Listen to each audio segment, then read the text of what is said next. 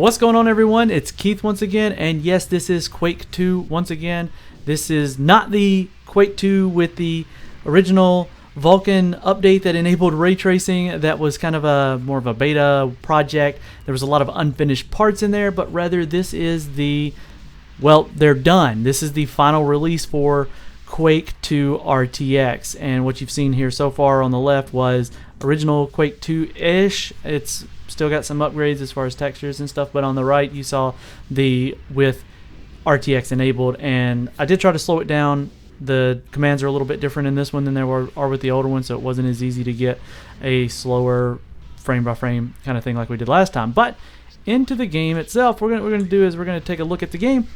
We're going to enable and disable settings to see what kind of visual difference. Now, while I'm enabling and disabling them, I will cut the video so that you don't have to watch me fumble through the menus, and you'll be able to see a very distinct off, on, off kind of thing change in the settings. So we're going to look at the crash landing here, and we're going to turn RTX on. So here we are with RTX enabled. So global illumination, denoising, the real-time reflections, all of that jazz. You can see it in the gun. There are different textures on the surfaces. There are some reflective, some not, and you can see the sky is completely different, and the lighting is real soft coming in from there. Let's turn around and we'll take a look at the window here. You can see a little bit of the reflection that we have. You're not going to get like perfect reflections like what you were seeing in the original one, and if you look through, you can see where some of the denoising is taking place a little bit slower on the other side of the reflection, but you can see the reflection nonetheless right here. So what we want to do here is back it up so you can see this, and I want to turn the denoiser off. Now with the denoiser off, you can see a massive difference. Now one thing I find interesting with the denoiser off is it's super sharp.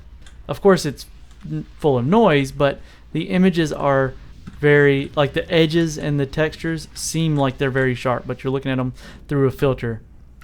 I'm going to go ahead and turn it back on, and we're going to run through just a little portion of the game here so I can get out to where, say, the water is, and we can have a little bit more of a look at some things going on out there as far as texture work. You see the lighting, the shadows that were popping up there. That was cool. You can see the shadows around the characters. It's a really big difference that it makes in such an older game, and I know there are going to be people out there that are going to have complaints about why are they doing this to an older game, and, well, quite frankly, why not? To be honest, it's just going from traditional rasterization to full ray traced reflections. I'm going to go ahead and get this secret right in here. See it right there? It's a silencer for my gun. Let's see. I'm going to go jump up here on this block. Yeah, actually, let's stand right here. So from right here, you can see a pretty big deal. So the last time, the reflections down here were like perfect reflections. They were just, it was like a mirror. But now you can see the texture of the water and the reflection kind of rippling there. And I'm going to make a quick run in here where before, there it is. You can see the surface is wet. There's water running across here, and it's not, the lighting, there we go. So before, when you would go under here, you would look up and it would be like a perfect reflection. Well, you can still see that, but you can see the lights and the vent shaft up there, so that's kind of cool. So anyway, I'm going to get back out here. Sorry if I feel like I sound like I'm rambling a bit, but there is a point to this. Alright, so here we are, and I'm going to turn off global illumination to show you how much of an impact the lighting has on the way things look. There we go. Global illumination is off. You can see the light coming through. You can see there's volume to it, which is really neat. But there is, the light's not coming down here. Oh, that was nifty. Light's not coming down here. You can still see the reflections of the sky and everything, but let me turn that back on. Alright, so global illumination is back on, and you can see everything's visible again, but let's turn off textures.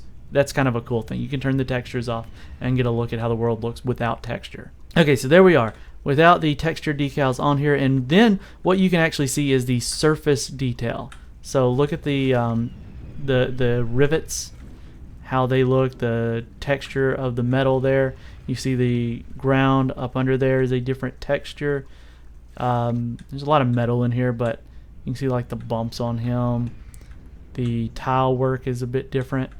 It's just really cool to kind of see how this comes together. Turn that back on, and just for posterity right here before we end the video, I'm going to stand right here, and we're going to go back to OpenGL. And it's very clear it is a very different game. So this has been Keith with the WCCF Tech TV. You know, I'd really love to hear your thoughts on this. Do you care about it? Do you not care about it? Or do you think it's just a marketing gimmick? I think it's really cool stuff. I'm going to, well, get back into playing the game for a little bit longer. Love to hear your thoughts down in the comment section below. Make sure you're subscribed and hit that notification bell so that we don't miss you in the next one.